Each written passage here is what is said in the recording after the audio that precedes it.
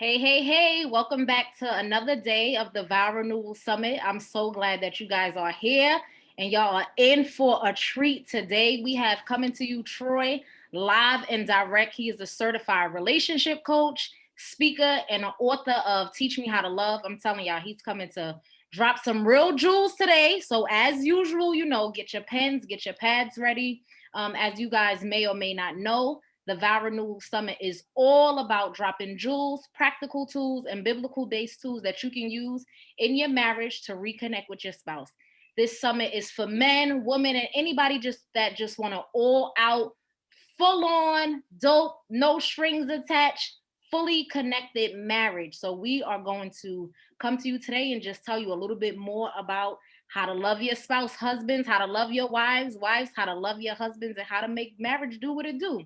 So we have Troy here, and he's gonna speak with us, and he's gonna let us know some things just to skyrocket our marriage. So Troy, just introduce yourself to us. Let us know how you got started, and just we here to learn today. So teach us what you know.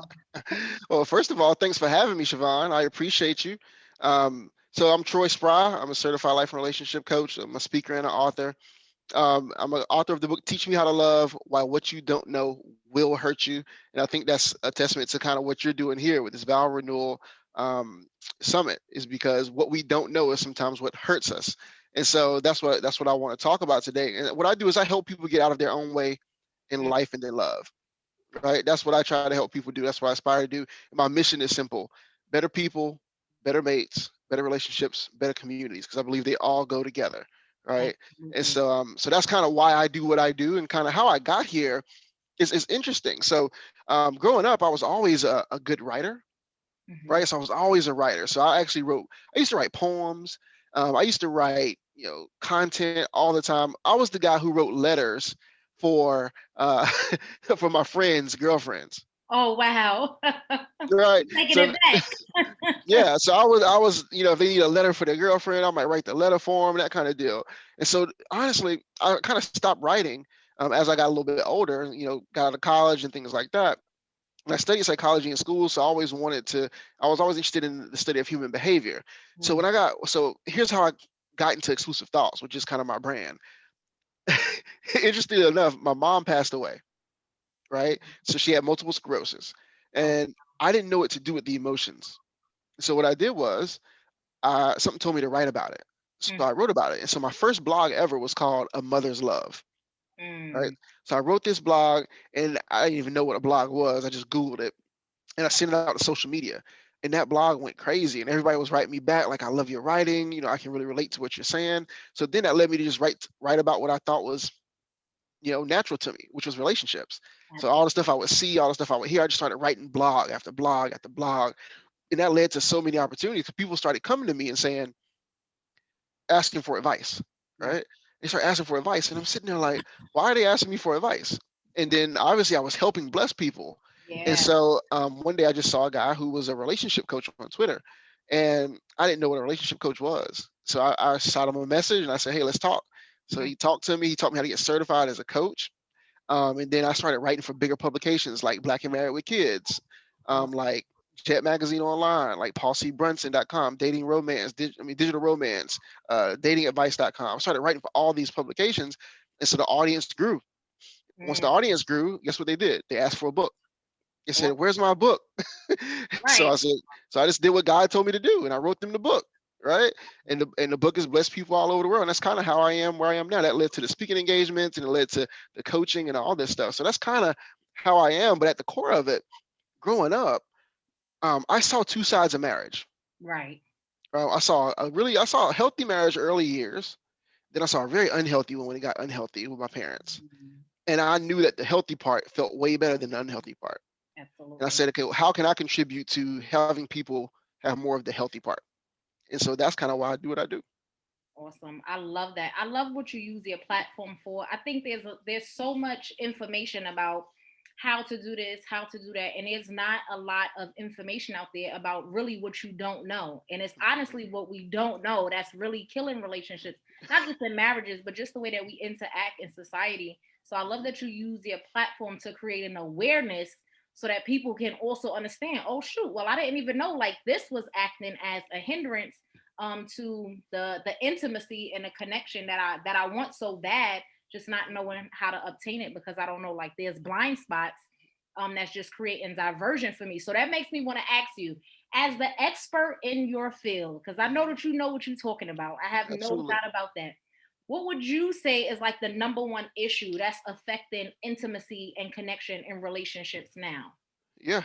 So it's a great question, and so it's kind of it's two things really, if you really put it into play. Number one is ego, right? Mm. So that's the Oh, first he got piece of it. spoken. Okay.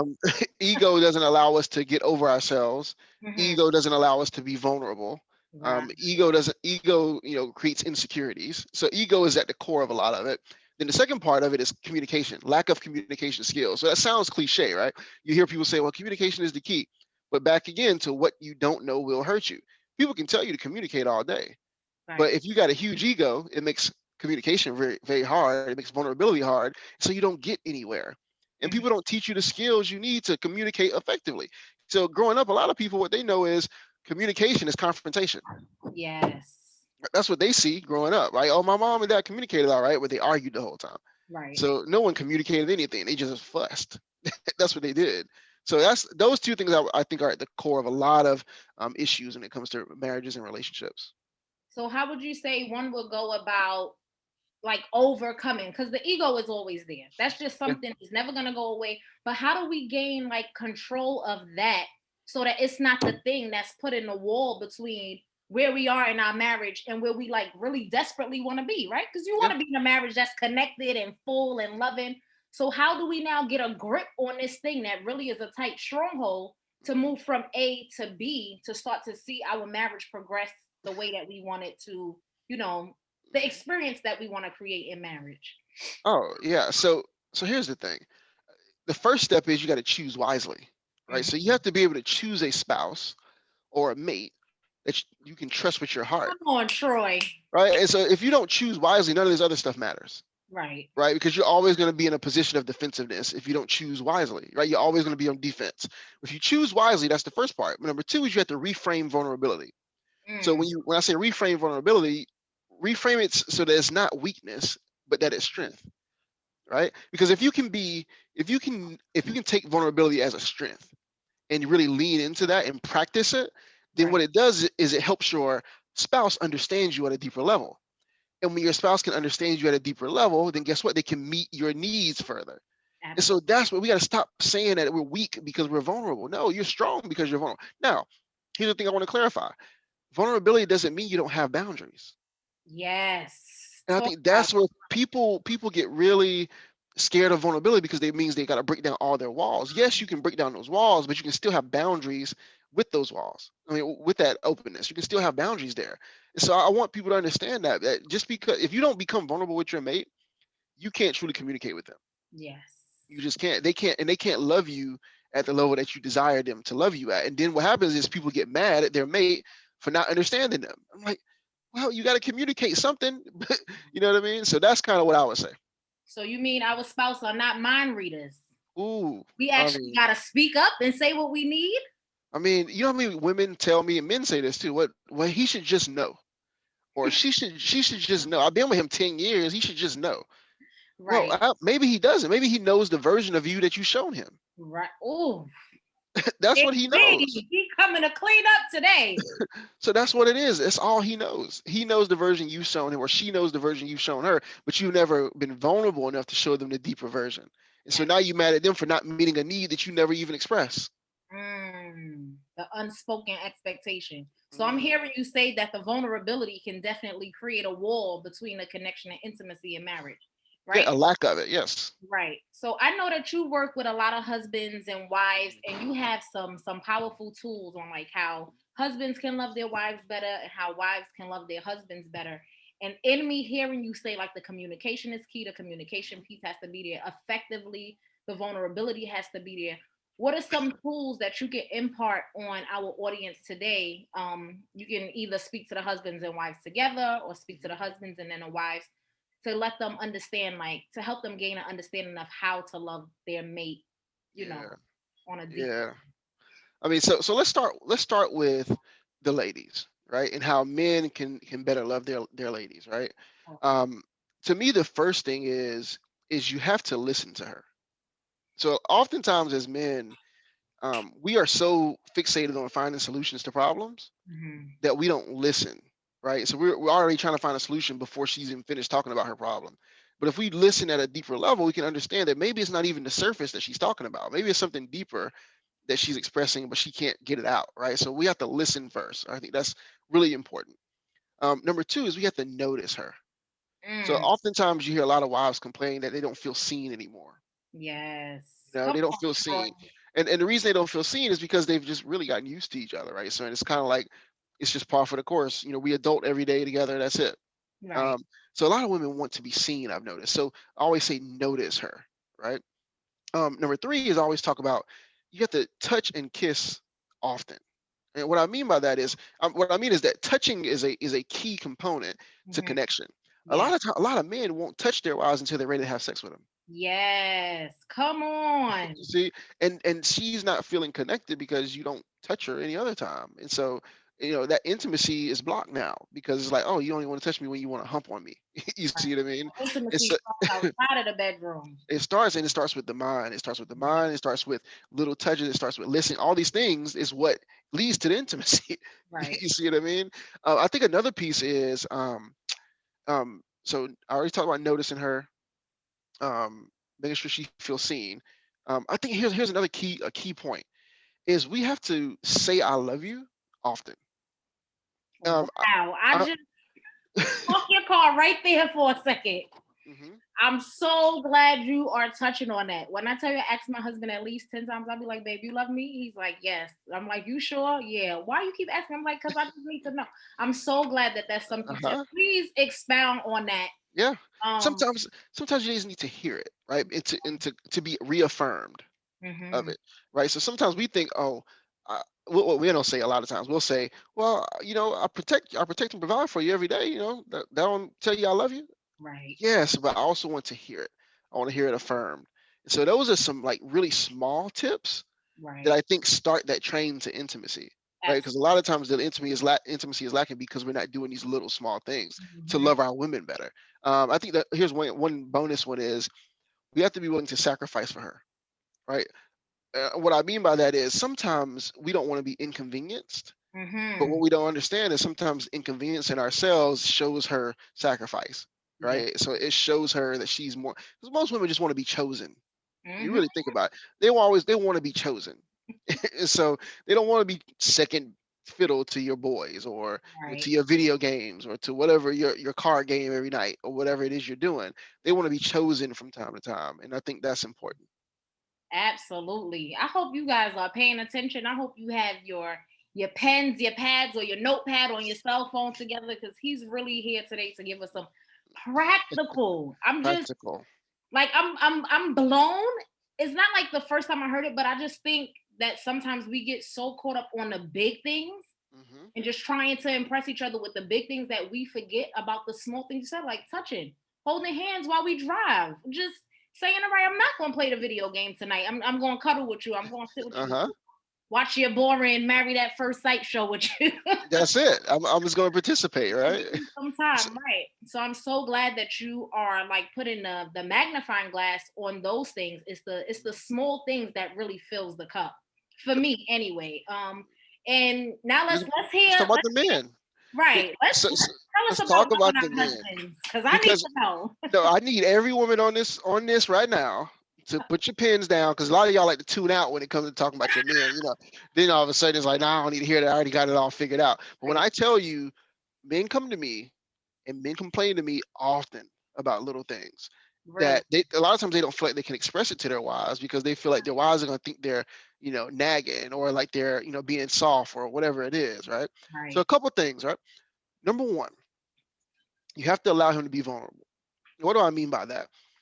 You can't want him to only have feelings when they're convenient for you. Mm. Say And that again. so you cannot want your man to only have feelings when they're convenient for you. Right. So when you want a man to say, I love you and how great you are and to get soft and mushy with you, you're cool.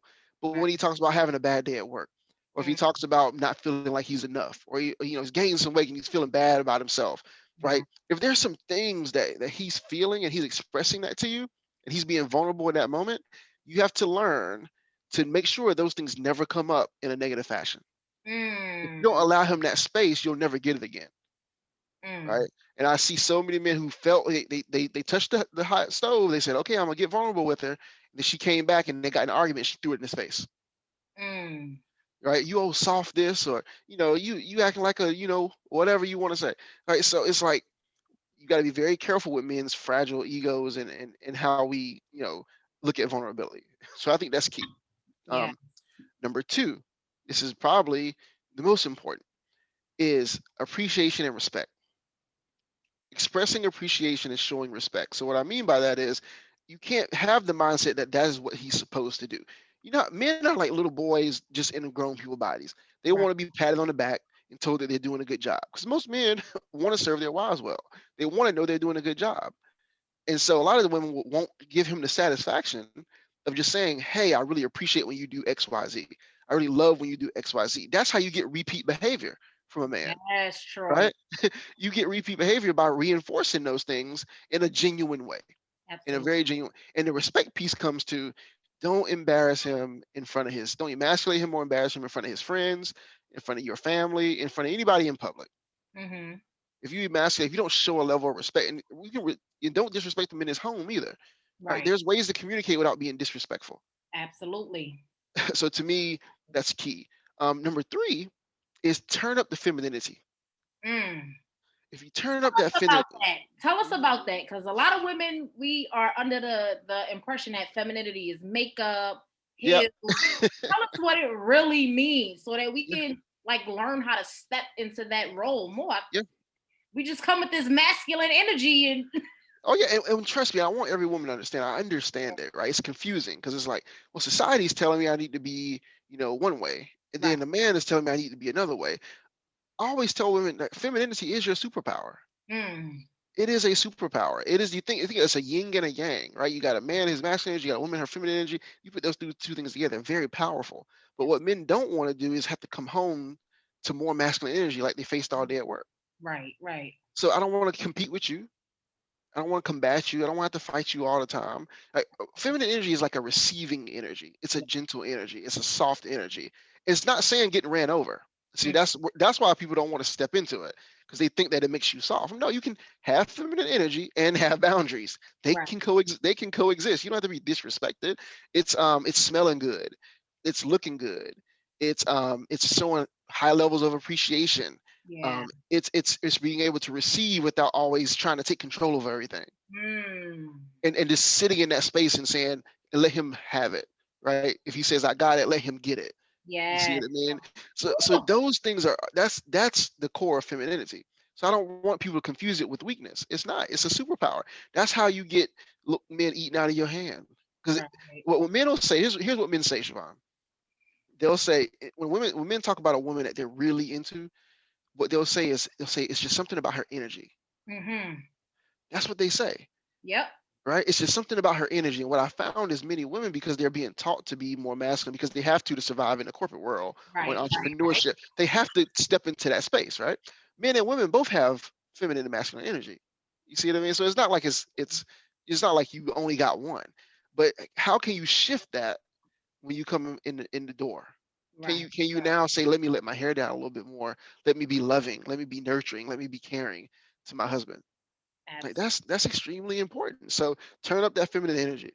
Um, Here's another one. Show some interest in things he likes. Mm. And that's hard for a lot of women. Like, just like you want him to look at your housewives or whatever, every once in a while. How about you go and play the video game with him one day? Or how about you go show some interest in the whiskey that he does, or the cigars he smokes, or something like that? Like, show some interest. 'Cause most times they don't introduce you into that world because they don't feel like you care. Yes. You see what I mean? So show some interest outside of just what you want all the time. Um, Absolutely. And so to me, those are your top things, the top practical things that I think you can do to love your man just a little bit better today. You can start that. Oh, one last one. Sorry, I forgot. Have sex with him. Come on. Can we talk about that? Can we really talk about that? Yeah, because I want to talk about it because I think it's so super important. Because a lot of women, um, will stop having sex with their man, thinking it's not a big deal. Mm-hmm. But I understand that men connect through sex, Yes. right? We connect. That's how we feel connected. If you ever notice a man as he's kind of walking around with a little attitude, just Mm-hmm. start thinking about how long it's been since you had sex with him. Mm.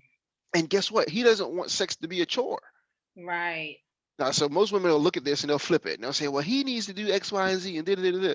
You know what men complain to me about? They say, "Well, she never initiates sex." Yes, I was just about to ask you what can you say to the wives or the women um as it relates to initiating sex? Because growing up I always thought like what I would hear like it was the man's job Yep. to be the one. I thought men was always ready. I'm just gonna tell you straight up. I thought they was always ready. They always want it. They'll always be the one to initiate and like come on to you. But I feel that a lot of women that I work with as well, that is a wall that they run into, just not being comfortable with initiating sex or not even knowing how to talk about sex with their partner. So how do they get from my husband is always supposed to initiate to, you know what, I could do this. Let me step into this. Can you just Yeah. give us some real Yeah. practice Absolutely. that women can practice that?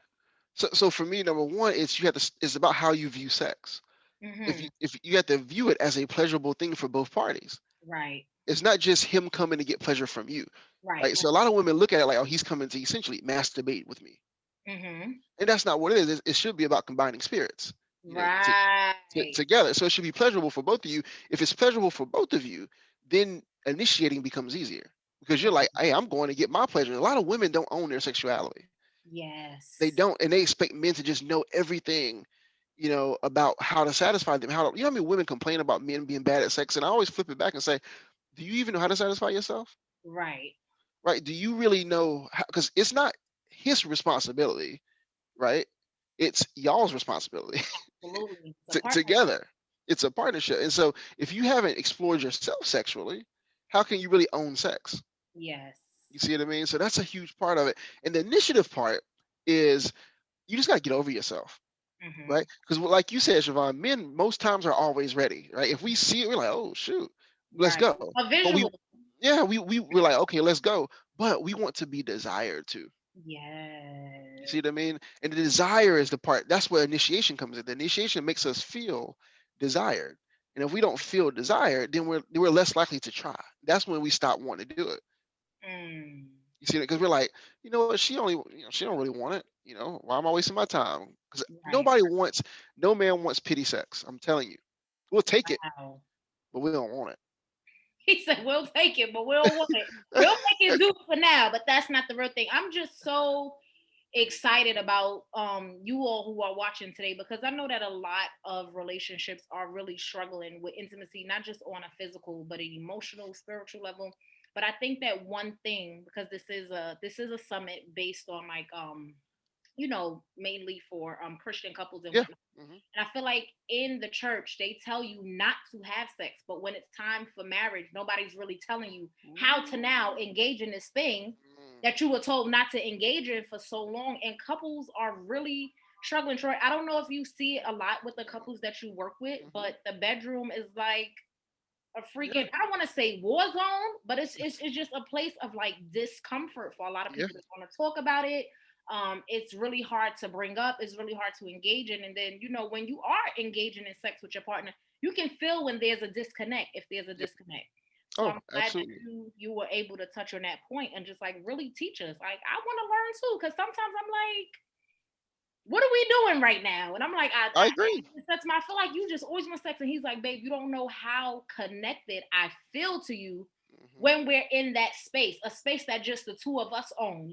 That's something between us. And I'm like, you know, a lot of women, we really struggle with it. And like I said, we grew up thinking that sex was for men. Hmm. So to hear you Absolutely. say and to hear you like really give us practical things that we can start tonight, Tonight. it's really Tonight. yeah, tonight, today. We're gonna need y'all to take one action from this conversation today and just apply it to your marriage because he's really dropping gems on us that we can apply immediately. Like it's really not rocket science. And there's another thing I just really wanted you to speak on. Two Yeah. things. I heard you say about vulnerability Hmm. with men. Like when a man is coming to you to be vulnerable, not using it against him later. Mm-hmm. You spoke on it. You really spoke on it. You planted the seed on it. But I want you to just expound on that a little bit more Okay. because I feel like that is something so big with millennials. We don't care what comes out of our mouth. Mm-hmm. This generation, we the generation that just don't lay down. We don't take it in like all these things you said. It make us we feel like we're weak.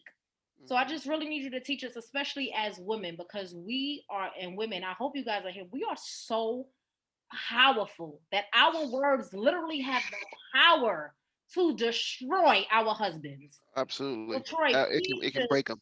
yes, I really need you to Yeah. Let's expound talk about on that piece and just really teach us how to have a soft answer.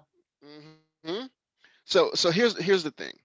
It takes a long time for men to be vulnerable, right? Yeah. When you grow up as a man, you're not taught vulnerability at all. Right? You grow up thinking everything has to be hardcore. No Hmm. one can see weakness in you. Never let them see you sweat. That's what manhood is shown to men, to young boys. You Right. and I both know. I mean, that's how men are taught. Like little girls, a lot of times, or women now, but little girls, they're taught they can cry. They Mhm. get patted on the back.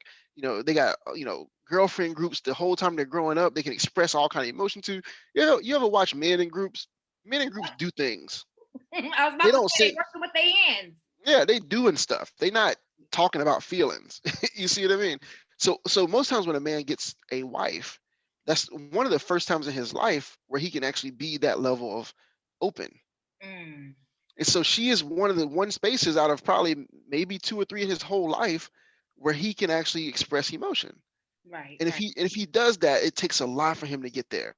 It takes a lot for him to get there. And so that's why I say you have to cherish that. And so what I tell women is, um, think about how you like to be spoken to. If he invalidates your feelings, you feel hurt, don't you? Absolutely. So no man wants his feelings to be invalidated either. Hmm. The difference is he's not going to tell you he's hurt. He's going to stop talking to you. Yes, and that's a dangerous place for a man to be in. That's it. And see, that's the thing is because we're not taught to communicate in that way. So he's gonna be like, okay, I did that, not doing that again. Right. She gonna get this core of me. That's what she gonna get. So I think women have to be very careful about being open and saying, hey, I hear you. I Hmm. want to understand you. I want to see you, and and talk and don't be impulsive. Right? It doesn't have to be this. If he starts to talk about how he feels, say something simple like, "Tell me more." Mm, Tell me more is a powerful thing, and the man he'll just start going. If he feels safe, he'll start talking, right. and next thing you know, you got a whole conversation without you interjecting your opinion, without you saying, well, you should do this, this, and this, or deflecting. Yeah. Just listen. You'll get finished those conversations with data that you can use later to better serve him. Mm, See, but you gotta be willing to get your ego gone and just collect the data. Say, okay, I'm hearing him, I'm listening to him, I'm right. seeking to understand him, and then later come back and say, hey, you said this. Now I really thought about that. How can I help you in that area? Mm, You see what I mean? That's what good vulnerability is about. It's not right. about Right. winning a fight, and I think that's what happens. It's like a lot of women, especially women with a lot of masculine energy. Hmm. It's like it becomes that fight or flight kind of thing. It's like he starts expressing something, and you're defending yourself. Absolutely. You see? So anyway, I hope is that helpful? That's absolutely helpful. So I'm hearing you say you it's data for the service. You Hmm. get in the data in order to be able to serve him better, in order to be able to serve him as better as a man, as your partner, as your Hmm. husband. And it's just while you sitting there talking about it, I'm just thinking back to an instance that that occurred with myself and my husband before we were married. Hmm. We do like weekly check-ins with each other to see, Hmm. how's everything going with you? How's everything going with us? Like, is there anything you want to work on? Just regular pillow talk, talking it Yeah. up. And one day I asked him, I was like, well, how, like, where are we? How are we doing? And he was like, I think everything is good. And then he was like, but I just want to tell you one thing. And I was like, what? He was like, I feel like you use your cell phone too much sometimes when I'm at home. I just want to be in your space Hmm. like without you using your phone. Like I know you have a lot going on and you constantly need to like check your social media and stuff like that. And he was like, but if we can set out time to actually just be together without that, it will Hmm. make me feel like, and he expressed, it'll make him feel like I'm excited to have him around. It'll bring him joy and whatnot.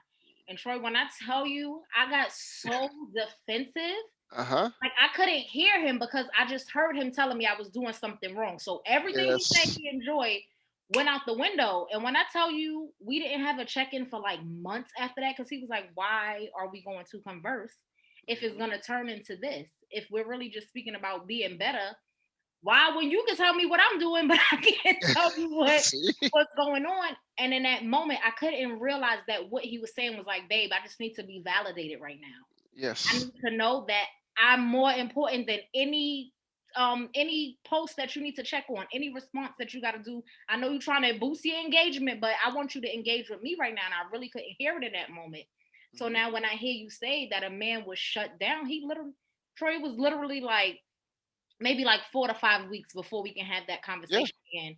And we had to just work on like building back the trust, which I Mhm. always thought trust comes from like infidelity and things like that. And he was like, babe, I just want to know when I come to you, I can be heard without it being like I'm misbehaving. I said, oh my God. Ooh-wee.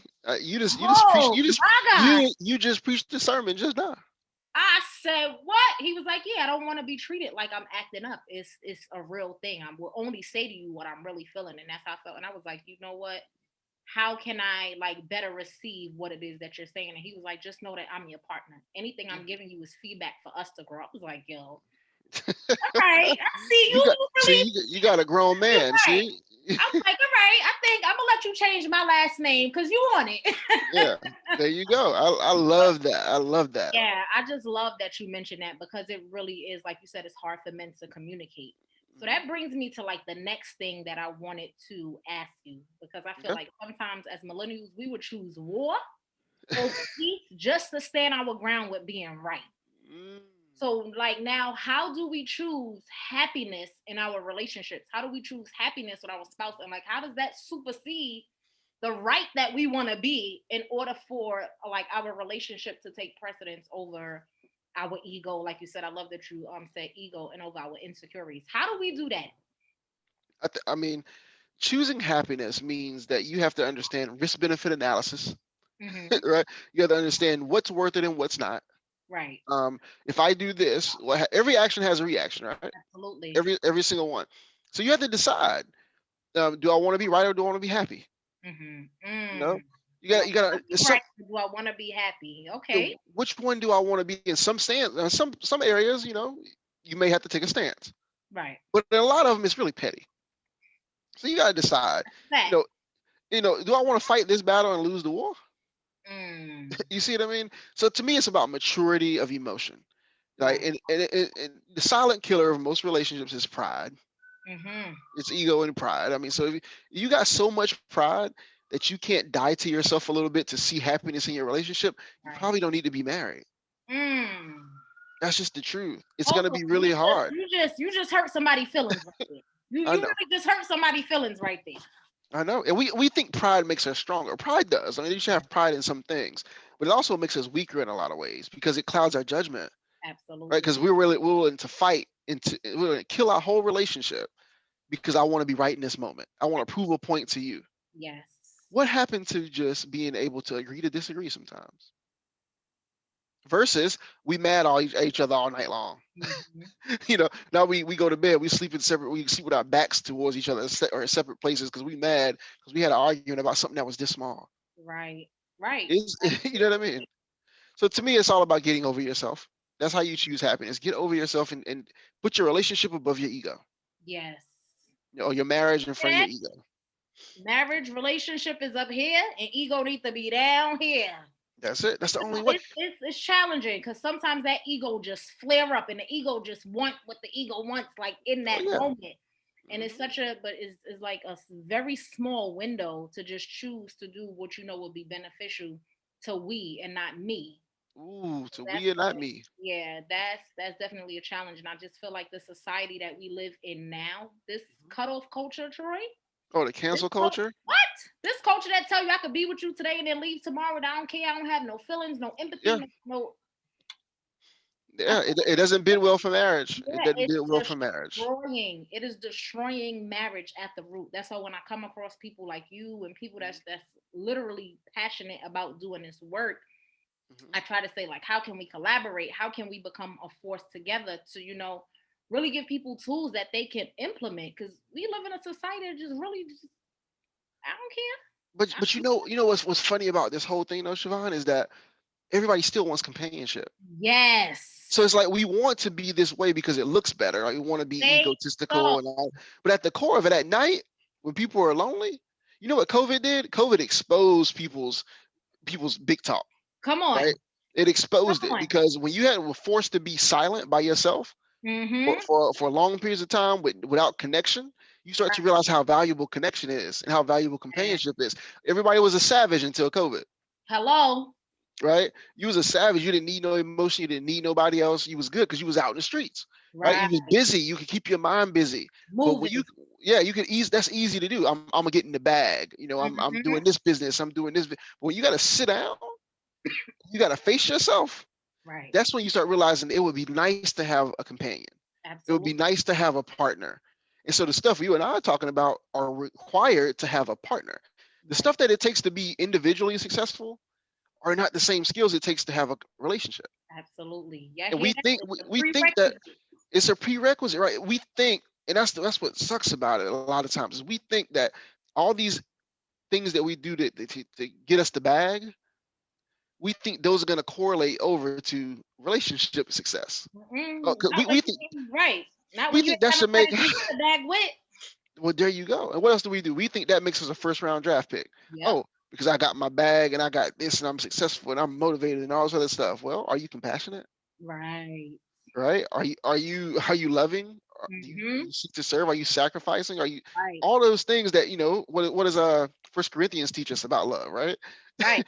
All those things that everybody knows that we're supposed to have. Most people don't have those small soft skills, but Right. yet they want to be married because they want to have a nice wedding. Mm-hmm. Oh Lord. I almost fell out. Uh, mm, mm. Everybody wants the ceremony without the covenant, and just Ooh, you can't. I think I'm gonna quote that. I think I'm gonna quote myself on you that. should, you should tweet that right now. Right. Everybody wants the ceremony and not the covenant. This thing takes work. And I just like how you spoke on COVID. Every time I think about COVID, I'm like, the masks that we have to wear physically outside are Hmm. the masks that we've been wearing all this time. They just couldn't be seen with Hmm. the natural eye. But the mask that we've been wearing, like you said, the bag is one Hmm. of the biggest masks Yes. known to our culture right now. And in here is just it's hard, it's stiff, you not building connection. And I'm like, Hmm. how do we get so far away? Who knows? We're gonna get them back though. That's why you're doing the work you're doing. Right. We gonna get them back. We gonna get them back because we here to really do the work and help people do the work. And even Troy, I don't know about you, but in doing this work, my marriage just be getting hit left, right, front, and center. Like the enemy be like, oh, you want to restore marriages? All right, Okay, let me let's see show how we you. gonna do Let me show you. Let me show you what this. Let me see if you can really do what you talk about. right. So everything that we hear and we talking to you guys about today is things that we actually live out, things that we see, things that we encounter and endure, all to be able to come back and tell you guys like how you can get through it too. So Troy, Hmm. this has been a phenomenal conversation. Well, I appreciate it. Anything that you want to let the people know, if you want to leave them with one last thing, if you want to Hmm. give them a tip on one of the action steps that they can take today to start to repair um, authentic connection and intimacy in their marriage, like Hmm. just let us know and let us know a little bit about what your book is about and what they can expect when they download their free e-copy. Okay, yeah. So, so the first thing I would say is this: to anybody out there watching or listening, whatever you're doing, start with you. Right? You got to start with you because you can't be successful in a marriage if you don't prepare yourself for it. Right. Um, so start with you. That's step one. Step two is get new skills, Hmm. right? Get new information.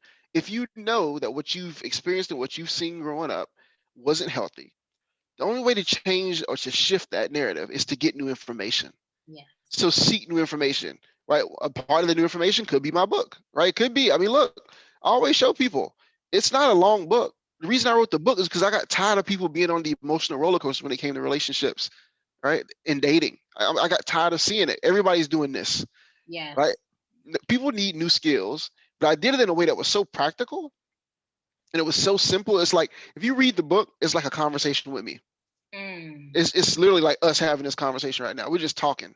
We're just Right. having a conversation about it. And I tell you, it's blessed people all over the world. And so I always tell people, like, it's not a how-to book, it's a change your mindset book. Come on.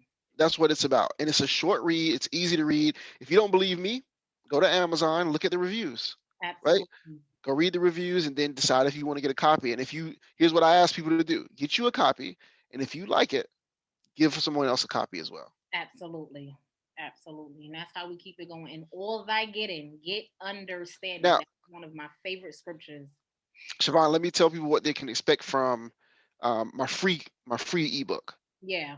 Right. So this is my book that's on Amazon, but Hmm. the one that I'm giving away for free is on my website. If you go to my website, exclusivethoughts.com, you can see it on the front page. It'll say download free ebook. And so what it'll do is I'll send a copy of that free ebook. It was my first ebook, and it's really short, and it's called Teach Me How to Love: A Man's Journey Toward and Through Marriage. Mm. That's what it's called. And the reason I wrote that book was because I wanted to give women and men insight into what a man goes through on his journey towards marriage. It's the stuff that he doesn't tell anybody else. Right. Right. But I wanted to give insights into what a man goes through on his journey towards marriage and why it's so important to understand and seek to understand men as they get into this marital state. So that's what I wrote. I hope people go get it. It's free. So they can go put their email address in and I'll send them over a copy. And you guys will be able to get a copy where you clicked on the link today to actually get to this interview. There will be a link there for you to download your actual copy of this free ebook. I recommend you guys get it. You was here, you heard him, you heard the jewels that he dropped. He really came to teach men, women, husbands, and wives really how to do this thing called partnership. And I just love everything that you touched on, everything you expounded on today. You really blessed us. And I just thank you for showing up, being a yes for the kingdom of God, being a yes, taking a stand for marriages.